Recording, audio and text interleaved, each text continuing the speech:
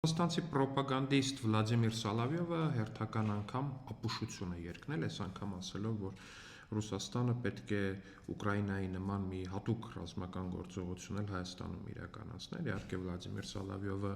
նորվա հարթուղեղը չի, նա իր հարթուղեղությունը բազմաթիվ անգամներ է ապացուցել ու նրա այս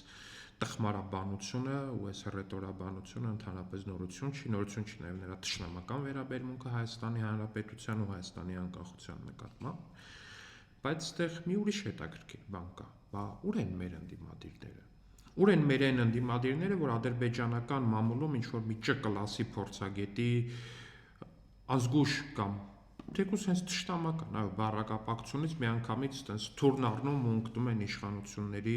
կներեկարտադրությանս համար ջանին։ Բա տեսեք ինչեր են ասում։ Բա ժողովուրդ ջան, Վլադիմիր Սոլովյովը, ձեր սիրելի, նման արտահայտություն արել։ Ասա Հայաստանի դեմ Ռուսաստանը պետքա փաստացի պատերազմ սկսի, բա ինչից են չեք հանում։ Իրականում երկու տարբերակ կա, թե ինչից են չեք հանում։ Առաջի տարբերակը այն է, որ վախենում եք, որովհետև Վլադիմիր Սոլովյովը ձեր շեֆն է, ձեր այդ կագեբեական հիերարխիայում ձեզնից ավելի բարձր դեր ունի, ու երկրորդ տարբերակն է, որ ձեր երազանքն էլ է այդ, որ Ռուսաստանը ստեղ ինչ-որ մի հատ ռազմական գործողություն սկսի, ձեզ այստեղ նամեստնիկի կամ